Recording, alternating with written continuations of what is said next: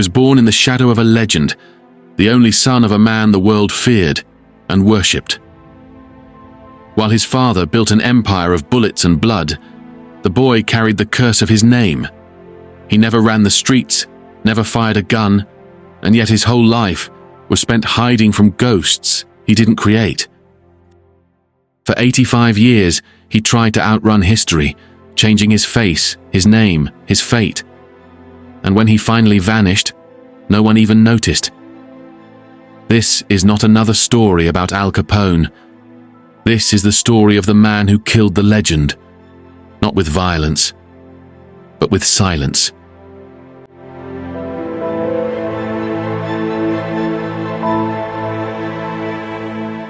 He was born into a name already half myth and half curse. On December 4th, 1918, in a small apartment in Brooklyn, a baby cried for the first time while his father stood in the hallway, still smelling of cigar smoke and street whiskey. His mother, May Josephine Coughlin, barely 19, held him close and whispered the name that would follow him for the rest of his life: Albert Francis Capone. The press would one day shorten it to Sonny. It sounded harmless enough, almost cheerful, but the world he inherited was anything but. Some family accounts suggest that Al and May's only child was not by design, but by circumstance. According to Deirdre Capone, Al's great-niece and the granddaughter of his brother Ralph, it was believed that Al became sterile later in life, a likely consequence of untreated syphilis. Other sources tell a different story, that May herself contracted syphilis from her husband, and that every attempt to have another child ended in miscarriage or stillbirth. Whatever the truth, one fact remained certain. Sonny would be their first and last child, the sole heir to a dynasty that would never continue. Even at his birth, there were rumors that something was wrong. Some accounts claimed that the infection passed to the infant son, leaving behind invisible damage that doctors of the time could neither cure nor predict. No medical records survived to prove it, but the whispers persisted. What can be verified is that from his earliest years, Sonny endured severe ear infections, and that those infections would one day shape the rest of his life. For May, motherhood began with vigilance. She had married Al barely 3 weeks after the birth, both to quiet scandal and to legitimize the child. Her husband was affectionate but absent, already traveling between New York and Chicago on Torio's errands. May raised her baby largely alone, insisting that his health mattered more than the empire her husband was building. By 1920, when Prohibition transformed bootleggers into businessmen, Al Capone moved his young family to Chicago. They lived first on the South Side, then in a stately brick house at 7244 South Prairie Avenue, a home that looked ordinary from the street but bristled with guards, telephones, and armed drivers. Sonny was only a toddler, yet the neighborhood already knew who his father was. Mothers pulled their children indoors when the black Packards appeared at the curb. Inside that fortress, May tried to create normality. She filled the parlor with piano music, made the maids whisper, and instructed her son never to mention his father's work. Al, to his credit, adored the boy. Visitors later recalled the gangster dropping everything when Sonny toddled into the room. "This kid's gonna be a gentleman," Al bragged. "He ain't gonna touch none of this racket." But the infections persisted. Some nights, when the house was quiet, May would sit beside her son's bed and listen to him whimper with pain behind his left ear. Doctors came and went, offering compresses and powders that did little. By the time Sonny turned 7, the swelling had worsened. A specialist warned May that the infection could reach the brain. There was one option, a mastoidectomy, an operation that even in the 1920s carried real danger. Al agreed without hesitation. Money was no object. He arranged for the best surgeon he could find in New York, far from Chicago's watchful press. "I'll pay you $100,000 if you save him," Al told the doctor. In that operating room, Surgeons opened the bone behind the boy's ear and scraped away the diseased tissue. He survived, but at a cost. The hearing in his left ear was gone forever. From then on, Sonny lived in a world half-muted, yet the partial silence became his ally. In the noisy Capone household, where phones rang at all hours and guards whispered outside, Sonny learned to observe more than he spoke. By 1925, Al Capone had become the undisputed boss of Chicago's underworld. His income rivaled that of entire corporations. Politicians dined at his table. Journalists described him as the big fellow and Scarface. But none of that power could buy his son peace. May sent Sonny to Catholic schools under the care of priests who treated him kindly but cautiously. Teachers later remembered a polite, serious boy with immaculate handwriting and a tendency to sit at the front so he could hear better. While Al dominated headlines for bootlegging wars and gunfights, his son was learning Latin verbs and arithmetic problems, the quiet antidote to his father's noise. The contrast between father and son became striking.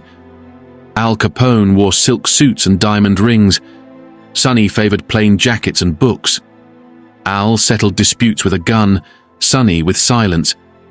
May made sure of it. She refused to let her son visit the hotels or casinos that funded their wealth. Instead, she filled his time with lessons and church. But the city around them could not ignore who they were.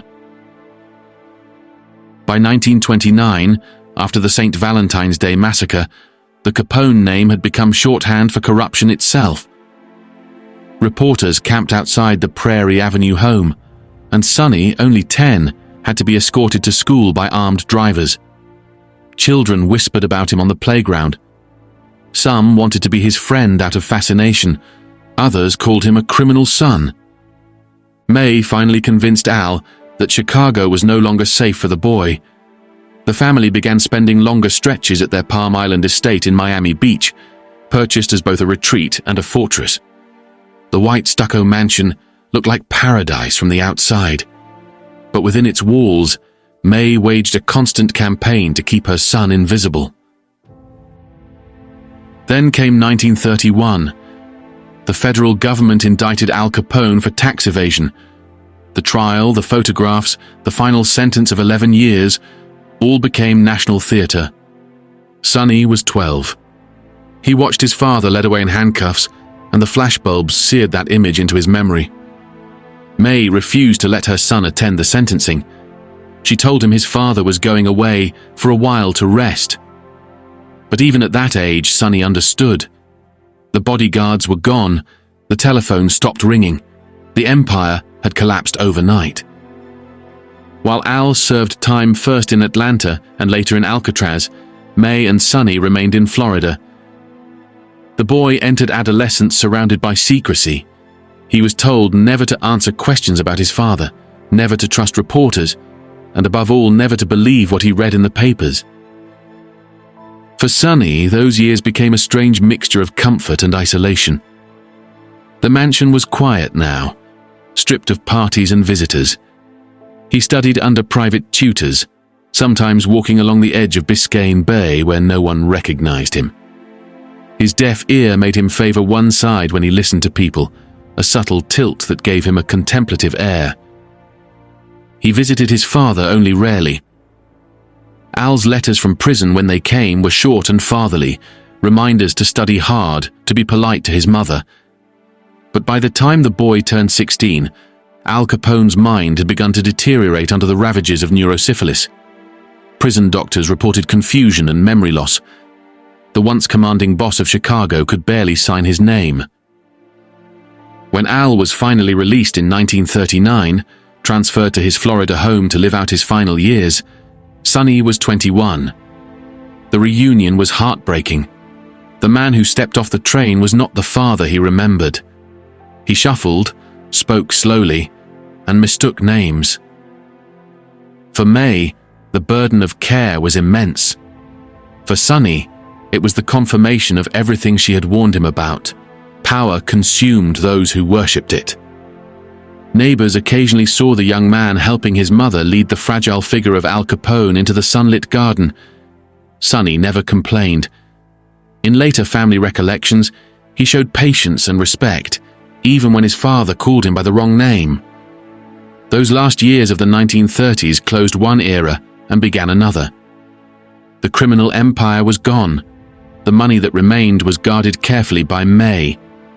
Sonny, newly an adult, had to decide what would come next. He could have used the family fortune to live like a prince. Instead, he applied for courses at the University of Miami, registering simply as Albert F. Capone. He studied business, kept to himself, and according to later accounts, impressed his instructors with discipline and modesty. His hearing loss, once a weakness, became part of his calm. He listened more than he spoke, giving the impression of thoughtfulness that professors admired. Few students realized who he was. Those who did quickly learned that he would end any conversation the moment his father's name arose. In the winter of 1940, a photograph taken on campus shows a tall, clean-cut young man in a jacket and tie. It's one of the few surviving images of Sonny Capone as a young adult. While America prepared for war, Sonny was preparing for something quieter, the simple, radical act of building a normal life. The war years were a time of reckoning for many families, and for the Capones, they became an era of deliberate obscurity. By 1941, Sonny Capone was 23, focused on completing his studies and quietly making a life outside his father's fading shadow. Miami had changed since the days of Al's reign. The old gang routes were gone. The speakeasies shuttered. Palm Island was still beautiful but quieter now, its white walls concealing a story the neighbors preferred not to ask about.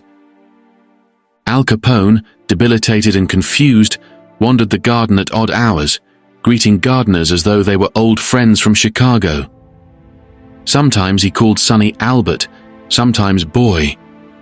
There were days when he didn't recognize him at all. For May, these were years of endless caretaking.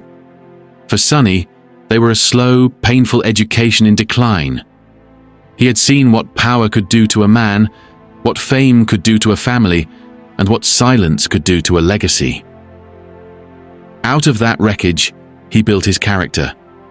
Those who later knew him during the 1940s described him as polite, guarded, and almost painfully careful. He never bragged, never raised his voice, and rarely mentioned his father's name. When he was asked about his family, he would say only, "My father was in business. He's retired now." That was all. Among his classmates at Miami High School was Diana Ruth Casey, a bright, well-spoken girl whose southern warmth softened the boy who rarely smiled. Their friendship began in school corridors and church picnics, two ordinary teenagers in an extraordinary shadow. Against all odds, it grew into love. On December 30th, 1941, their high school romance culminated in a wedding that was anything but small. The ceremony took place at St. Patrick's Catholic Church in Miami Beach, before an audience of nearly 300 guests. The city's papers took note. The son of America's most infamous gangster had married his classmate. Al and May Capone attended, though fittingly, they arrived in separate cars, avoiding spectacle.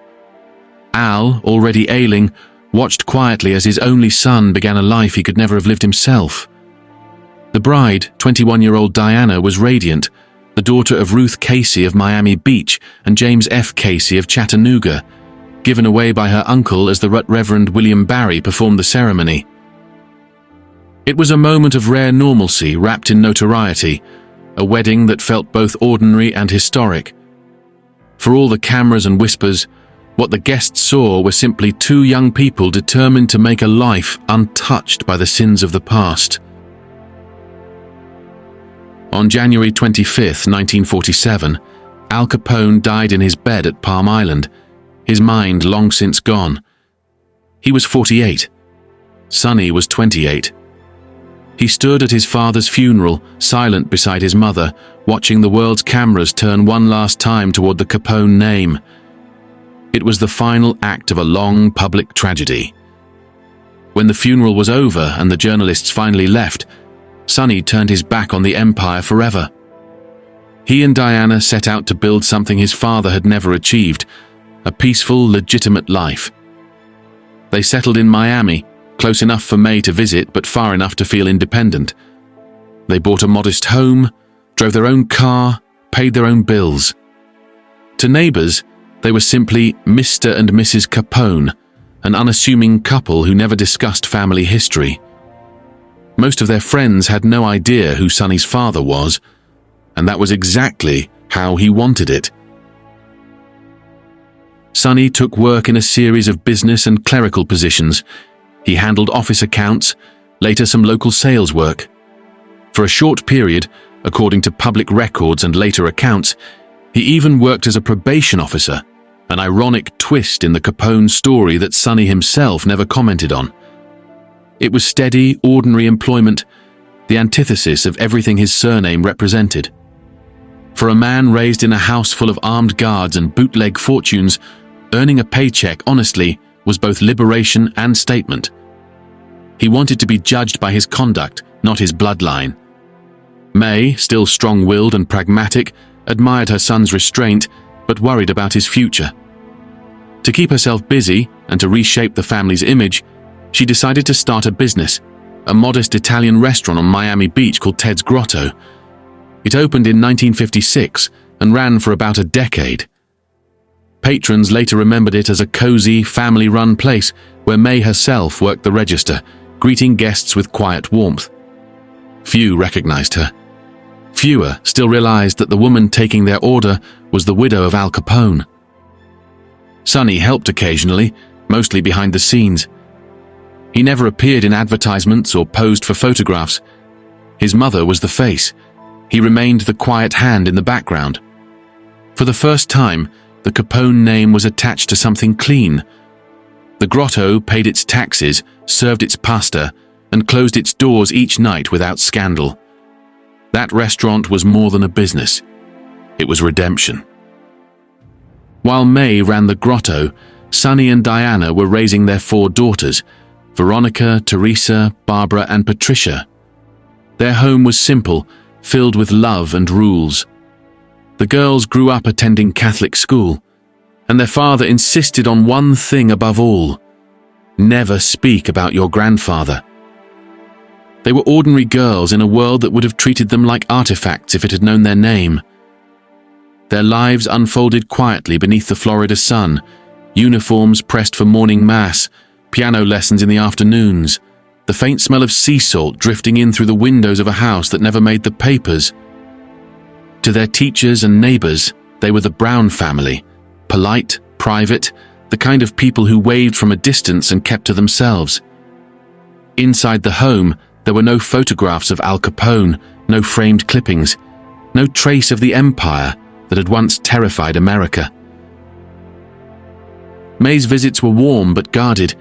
She spoke little of the past, focusing instead on cooking for the girls, combing their hair, and reminding them to pray before bed.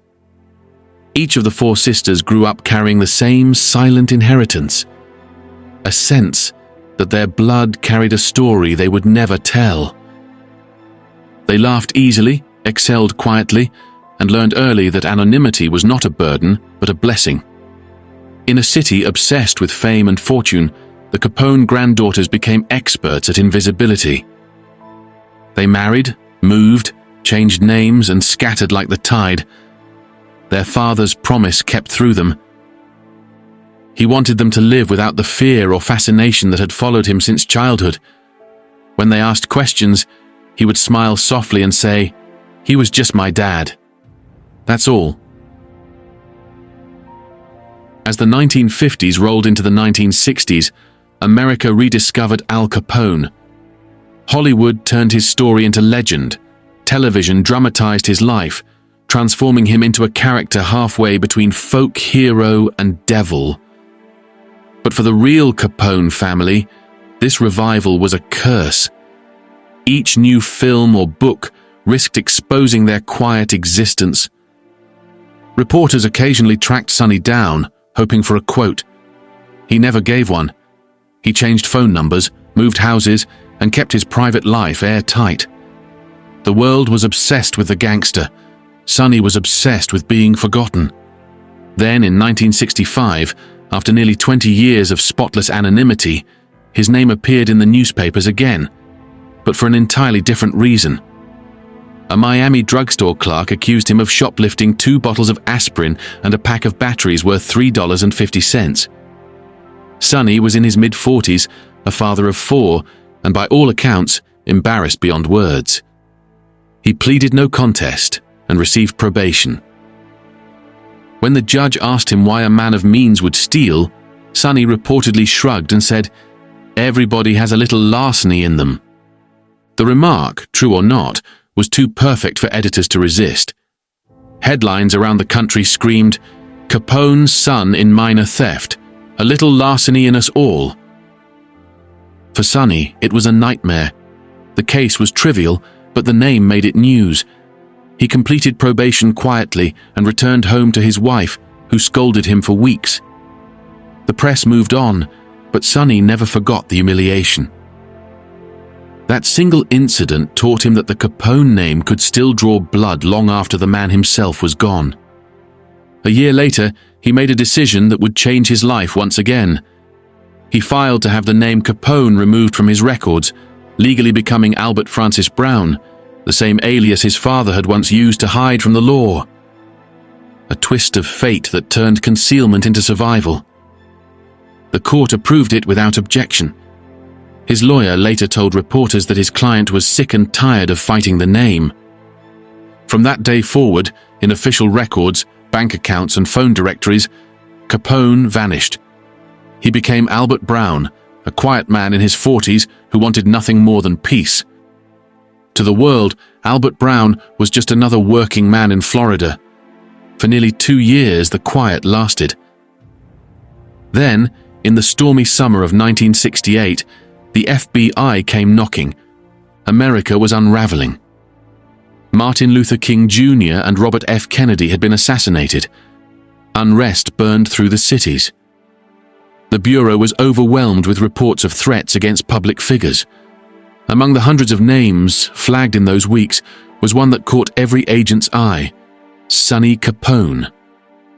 According to a later declassified summary, an anonymous tipster claimed that a man identifying himself as Sonny Capone had made a threatening call about Senator Edward Ted Kennedy from a payphone at the New England Oyster House in Coral Gables. No details, no corroboration, just a name that once ruled a city. Agents checked addresses, interviewed locals, and quickly realized the absurdity.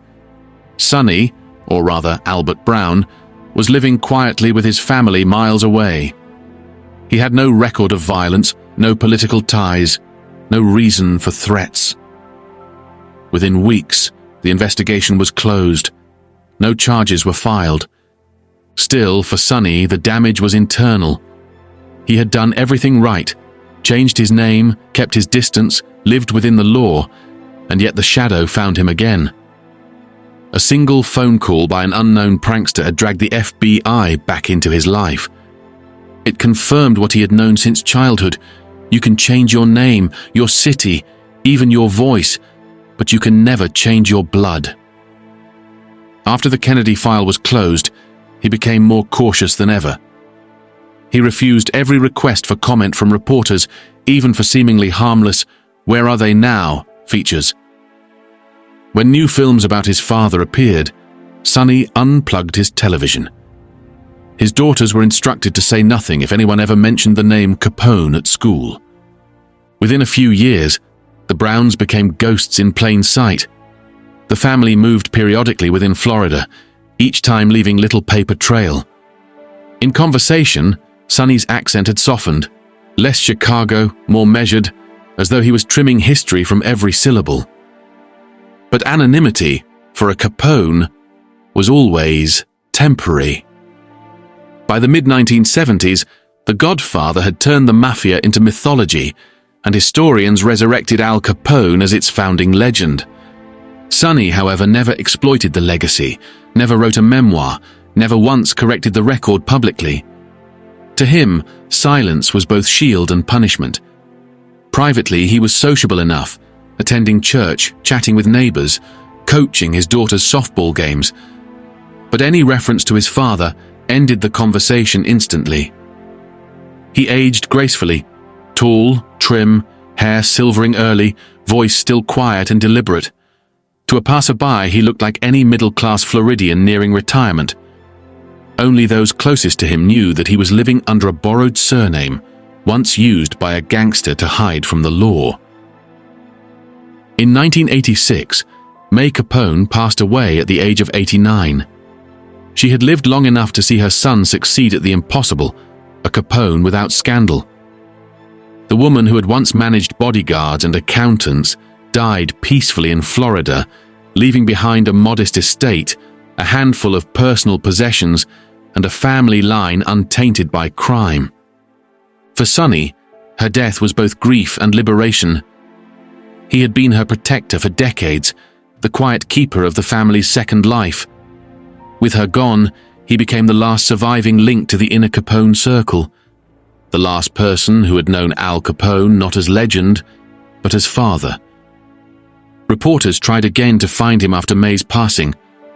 A few succeeded in tracking down addresses listed under Albert F. Brown, but each time they knocked, the story ended at the threshold. A polite refusal, a closed door. When new biographies of Al Capone appeared, Sonny refused interviews from every author who reached out, including prominent historians like John Kobler and later Jonathan Aig. The pattern was always the same: polite decline, no comment, click. As the years passed, the life Sonny built with Diana quietly unraveled. Whether through distance, loss, or the simple erosion of time, their marriage eventually ended. Not with headlines or scandal, but in silence. By the late 1980s, he had moved west, settling under his legal name, Albert Francis Brown, in the secluded hills of Northern California. The destination was carefully chosen, far from the coast that obsessed over mob folklore, far from the humid streets that had witnessed his father's decline. He bought a small home in Auburn Lake Trails, a quiet gated community tucked into the Pine Hills of El Dorado County. There, nobody recognized him. Neighbors knew him as Al Brown, a retired salesman who liked gardening, kept to himself, and always waved back. It was there, according to later accounts, that he met America Amy Francis, a woman as private as he was. No record survives of a ceremony. Some say they married quietly, others that she simply stayed by his side. However it began, she became his final companion, protective, cautious, and fiercely devoted to guarding the peace he had spent his whole life building. By now, Sonny was an old man, though still strong. He spent mornings reading the newspaper, afternoons tending his yard, and evenings on the porch with Amy. When the last newspaper finally stopped calling, Sonny achieved what few descendants of notorious men ever could: complete disappearance. There were no scandals, no exposés, no whispered rumors of secret fortunes. The Capone bloodline had become, at last, ordinary.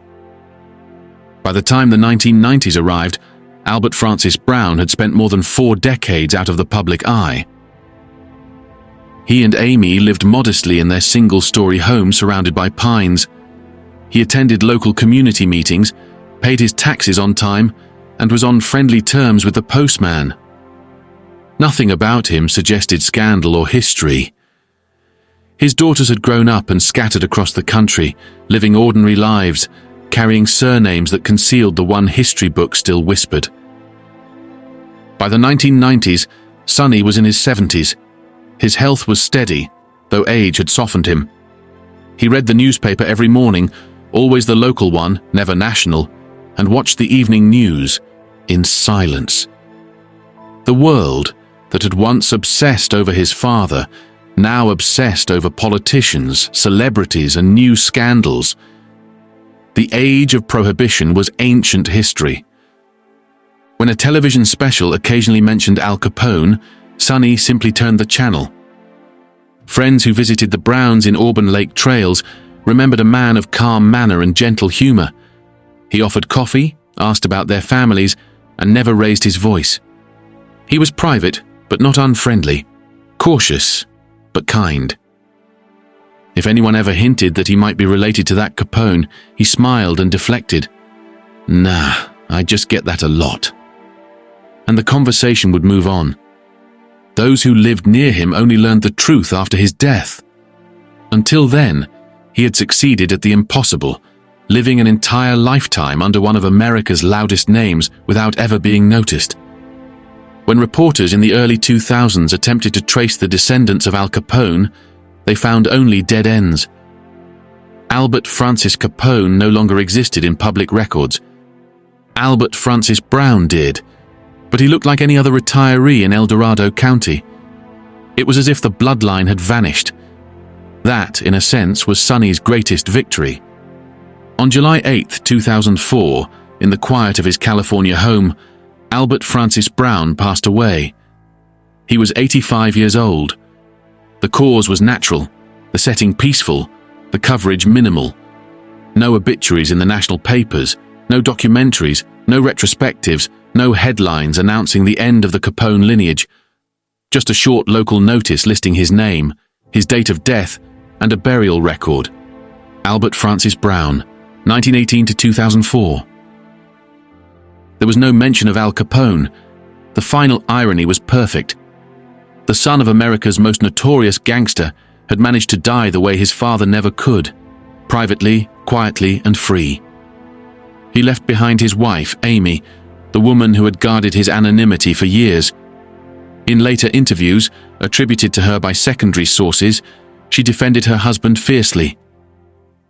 "Al Capone's been dead a long time. His son had nothing to do with him. Let him rest in peace." It was the only public statement ever made on Sonny's behalf, and it said everything. After his death, researchers and journalists tried to piece together his story, but there was little to find. No personal letters, no memoirs, no interviews.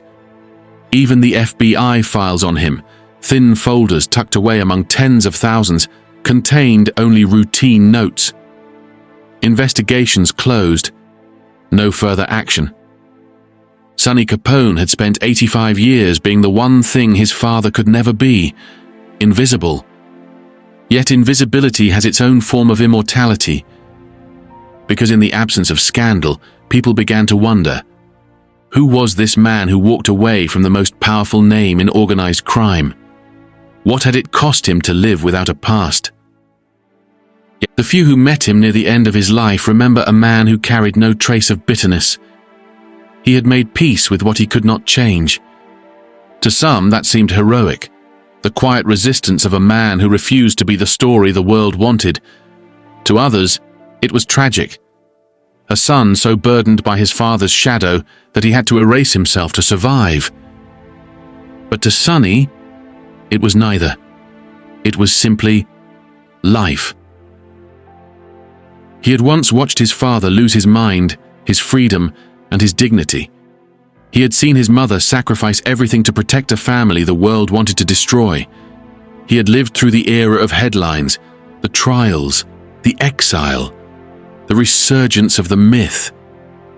And through it all, he had chosen silence. Not because he had nothing to say, but because silence for him was control. The myth of Al Capone would live forever, but the man who had shared his blood was gone, leaving behind no legacy, no confession, and no apology. And perhaps that was the point. Sonny Capone's life was not about crime, fame, or rebellion. It was about endurance. He had inherited a story written in violence, and he refused to let it continue. In the end, there was no mansion, no entourage, no empire, only a quiet home surrounded by trees and a man content to watch them grow. He had been born under a name that defined an age, and he died under one that meant nothing at all. That is the quiet triumph of Sonny Capone, the boy who came into the world as a symbol of power and left it as proof that peace is sometimes the loudest victory of all.